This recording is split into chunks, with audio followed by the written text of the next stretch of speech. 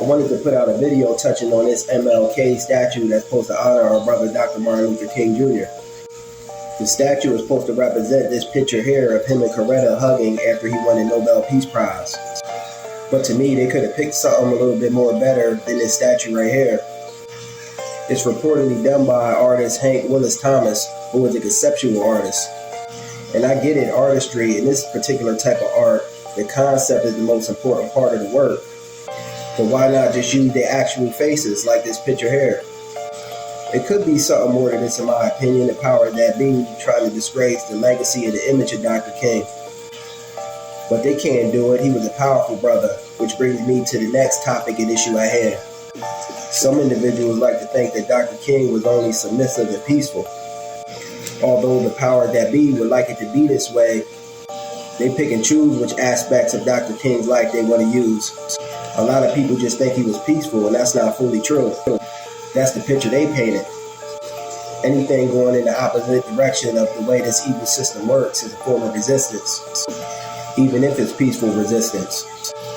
Do I agree with everything Dr. King stood for? No.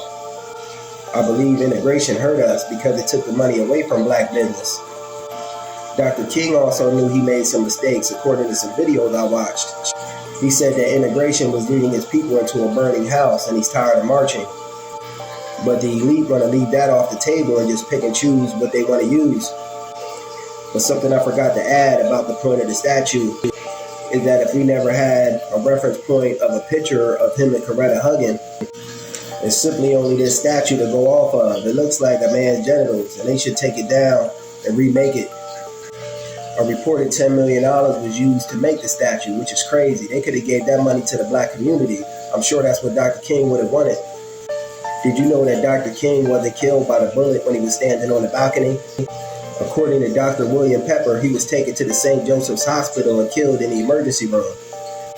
And killed by the chief neurosurgeon, Dr. Green Bland, who, when they were working on him in the emergency room, told everyone to get out of the room and let this nigga die. Crazy. And as they moved out of the room, the last one out was a surgical nurse. She heard them gathering up spit in their lungs to spit on Dr. King's body.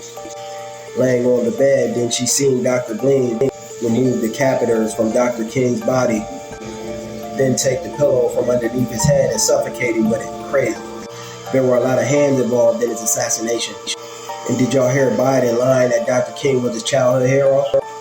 He began to get more militant before his death, but anyone that fights and lays down their life for black people is worthy of my respect. Salute Dr. King. Peace.